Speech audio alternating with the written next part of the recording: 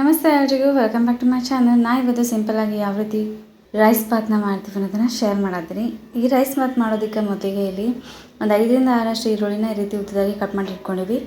ಅದಾದಮೇಲೆ ಒಂದೆರಡು ದಪ್ಪ ಮೆಣಸಿನ್ಕಾಯಿ, ಸ್ವಲ್ಪ ನಾ ಇಲ್ಲಿ ಕಾಲಿಫ್ಲವರ್ನ ತೊಗೊಂಡಿನಿ. ಅದಾದಮೇಲೆ ಸ್ವಲ್ಪ ನೆನೆಸಿಟ್ಕೊಂಡಿರುವಂಥ ಬಟಾಣಿ, ಒಂದೆರಡು ಟೊಮೆಟೊನ ಸಣ್ಣದಾಗಿ ಕಟ್ ಮಾಡಿ ಇಟ್ಕೊಂಡಿನಿ. ಅದಾದಮೇಲೆ ಒಂದು ಆಲೂಗಡ್ಡೆನ ಈ ರೀತಿ ಸಣ್ಣದಾಗಿ ಕಟ್ ಮಾಡಿ ನೀರಲ್ಲಿ ನೆನೆಸಿ ಇಟ್ಕೊಂಡಿನಿ. ಇವಾಗ ಇದಕ್ಕೆ ಒಂದು ಮಿಕ್ಸರ್ ಜಾರಿಗೆ ನಾ ಇಲ್ಲಿ ಈ ರೀತಿ ಕಟ್ ಮಾಡಿ ಇಟ್ಕೊಂಡಿರುವಂಥ 2 ಸಣ್ಣ ಟೊಮೆಟೊನ ತೊಗೊಂಡಿನಿ. ಇವಾಗ ಇದನ್ನು ಒಂದು ಮಿಕ್ಸರ್ ಜಾರ್ಗೆ ಹಾಕಿ ನಾ ಇಲ್ಲಿ ಒಂದು ಸ್ವಲ್ಪ ಶುಂಠಿ, ಒಂದು 10ರಿಂದ 12 ಹೆಸರಷ್ಟು ಬೆಳ್ಳುಳ್ಳಿ, ಒಂದು 3 ಮೆಣಸಿನ್ಕಾಯಿನ ತೊಗೊಂಡಿನಿ. ಆಮೇಲೆ ಸ್ವಲ್ಪ ಪುದೀನ, ಸ್ವಲ್ಪ ಕೊತ್ತಂಬರಿ, ಆದಮೇಲೆ ನಾ ಇಲ್ಲಿ ಒಂದು ಸ್ವಲ್ಪ ಇಷ್ಟು ಒಣ ಕೊಬ್ಬರಿನ ತೊಗೊಂಡಿನಿ. ಇದಕ್ಕೆ ನೀವು ಬೇಕಿದ್ರೆ ಹಸಿ ಕೊಬ್ಬರಿನೂ ಹಾಕೋಬೋದು. ಈಗ ಇದನ್ನೆಲ್ಲನೂ ಹಾಕಿ ನಾವು ಇದನ್ನು ಹಂಗನೇ ಸ್ವಲ್ಪ ಸಣ್ಣದಾಗಿ ನಾವು ಇದನ್ನು ರುಬ್ಬಿ ಇಟ್ಕೋಬೇಕು. ಇದಕ್ಕೆ ನೀರು ಹಾಕೋ ಅವಶ್ಯಕತೆ ಇರೋದಿಲ್ಲ. ಈ ರೀತಿ ಇದನ್ನು ನಾವು ಇಷ್ಟು ಸಣ್ಣದಾಗಿ ಈ ರೀತಿ ರುಬ್ಬಿ ಇಟ್ಕೋಬೇಕು.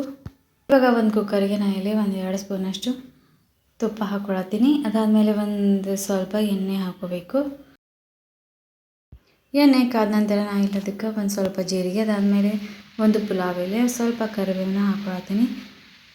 ಇದಾದಮೇಲೆ ಇದಕ್ಕೆ ನಾನು ನೆನೆಸಿಟ್ಕೊಂಡಿರುವಂಥ ಬಟಾಣಿನ ಹಾಕ್ಕೊಳ್ಬೇಕು. ಅದಾದಮೇಲೆ ನಾ ಇಲ್ಲಿ ಒಂದು ಚಕ್ರ ಮೊಗ್ಗುನ ಹಾಕ್ಕೊಳತ್ತೀನಿ. ಅದಾದಮೇಲೆ ಸ್ವಲ್ಪ ಬಟಾಣಿನ ಹಾಕಿ ಇದನ್ನು ಸ್ವಲ್ಪ ಎಣ್ಣೆ ಒಳಗೆ ಫ್ರೈ ಮಾಡ್ಕೋಬೇಕು.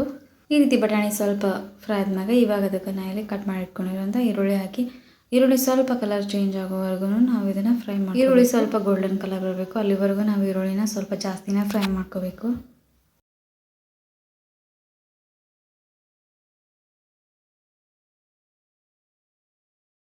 ಈ ರೀತಿ ಈರುಳ್ಳಿ ಸ್ವಲ್ಪ ಫ್ರೈ ಆದ್ಮೇಲೆ ಇವಾಗ ಅದಕ್ಕೆ ನಾನು ಕಟ್ ಮಾಡಿ ಇಟ್ಕೊಂಡಿರುವಂಥದ್ದು ದಪ್ಪ ಮೆಣಸಿನ್ಕಾಯಿನ ಹಾಕ್ಕೊಳತ್ತೀನಿ. ದಪ್ಪ ಮೆಣಸಿನ್ಕಾಯಿನ ಸ್ವಲ್ಪ ನಾವು ಫ್ರೈ ಮಾಡ್ಕೋಬೇಕು. ಈ ರೀತಿ ಫ್ರೈ ಆದ್ಮ್ಯಾಗ ಇವಾಗ ಇದಕ್ಕೆ ಸ್ವಲ್ಪ ಕಾಲಿಫ್ಲವರು ಮತ್ತು ನಾವು ತೊಳೆದಿಟ್ಕೊಂಡಿರೋವಂಥ ಆಲೂಗಡ್ಡೆ ಹಾಕಿ ಸ್ವಲ್ಪ ಫ್ರೈ ಮಾಡ್ಕೋಬೇಕು. ಈ ರೀತಿ ಇದು ಸ್ವಲ್ಪ ಎಲ್ಲನೂ ಫ್ರೈ ಆದ್ಮ್ಯಾಗ ಇವಾಗ ಅದಕ್ಕೆ ನಾವು ಕೊನೆಯದಾಗಿ ಟೊಮ್ಯಾಟೋನ ಹಾಕೋಬೇಕು. ಟೊಮ್ಯಾಟೊ ಸ್ವಲ್ಪ ಮೆತ್ತಗಾಗೋ ತನಕ ಇದನ್ನು ಸ್ವಲ್ಪ ಫ್ರೈ ಮಾಡ್ಕೋಬೇಕು. ಇವಾಗ ಇದು ಬೇಯೋದಕ್ಕೆ ನಾನು ಇಲ್ಲಿ ಒಂದು ಸ್ವಲ್ಪ ಉಪ್ಪನ್ನ ಹಾಕ್ಕೊಳತ್ತೀನಿ. ಅದಾದಮೇಲೆ ನಾನು ಇಲ್ಲಿ ಒಂದು ಸ್ವಲ್ಪ ಅರಿಶಿನ ಹಾಕ್ಕೊಳತ್ತೀನಿ. ಇವಾಗ ಇದಕ್ಕೆ 1-2 ಸ್ಪೂನಷ್ಟು ನಾನು ಇಲ್ಲಿ ಕೆಂಪು ಖಾರ ಹಾಕ್ಕೊಳತ್ತೀನಿ. ನಾವು ಆಲ್ರೆಡಿ ಇದಕ್ಕೆ ಹಸಿಮೆಣಸಿನ್ಕಾಯಿನೂ ಹಾಕಿರ್ತೀವಿ, ಸೊ ಖಾರನ ನೋಡಿ ಹಾಕ್ಕೋಬೇಕು. ಇವಾಗ ಇದಕ್ಕೆ 1 ಸ್ಪೂನಷ್ಟು ನಾನು ಇಲ್ಲಿ ಗರಂ ಮಸಾಲ ಹಾಕ್ಕೊಳತ್ತೀನಿ. ನಾವು ರುಬ್ಬಿಟ್ಕೊಂಡಿರುವಂಥ ಮಸಾಲೆನ ಹಾಕಿ ಇದನ್ನು ಸ್ವಲ್ಪ ನಾವು ಎಣ್ಣೆ ಒಳಗೆ ಸ್ವಲ್ಪ ಫ್ರೈ ಮಾಡ್ಕೋಬೇಕು. ಇದು ಹಸಿ ವಾಸನೆ ಹೋಗೋ ತನಕ ಸ್ವಲ್ಪ ನಾವು ಇದನ್ನು ಫ್ರೈ ಮಾಡ್ಕೋಬೇಕು.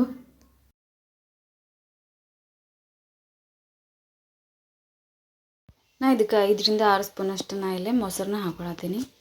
ಮೊಸರು ಹಾಕಿದ ತಕ್ಷಣ ಇದನ್ನು ಚೆಂದಾಗಿ ನಾವು ಮಿಕ್ಸ್ ಮಾಡ್ಕೋಬೇಕು. ಇದನ್ನು ನಾವು ಫ್ರೈ ಮಾಡ್ಕೋಬೇಕು. ಇದನ್ನು ನಾವು ಮಸಾಲೆ ಒಳಗಿಂದೆಲ್ಲ ಎಣ್ಣೆ ಬಿಡೋವರೆಗೂ ನಾವು ಇದನ್ನು ಸ್ವಲ್ಪ ಫ್ರೈ ಮಾಡ್ಕೋಬೇಕು.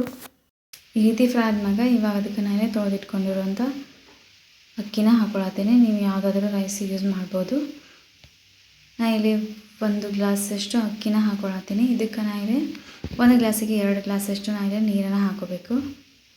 ಫಸ್ಟು ಇದನ್ನು ಅಕ್ಕಿನ ಒಂದು ಸ್ವಲ್ಪ ಎಣ್ಣೆ ಒಳಗೆ ನಾವು ಮಿಕ್ಸ್ ಮಾಡಿಕೊಂಡು ಇದಕ್ಕೆ ನಾನು ಇಲ್ಲಿ 1 ಗ್ಲಾಸಿಗೆ 2 ಗ್ಲಾಸಷ್ಟು ನೀರು ಹಾಕೋಬೇಕು. ನಾನು ಇಲ್ಲಿ ರೈಸ್ಗೆ ಹಾಕುವಂಥ ಈ ಎಲೆನ ಹಾಕ್ಕೊಳತ್ತೀನಿ. ನೀವು ಇದನ್ನು ಬೇಕಿದ್ರೆ ಸ್ಕಿಪ್ ಮಾಡ್ಬೋದು.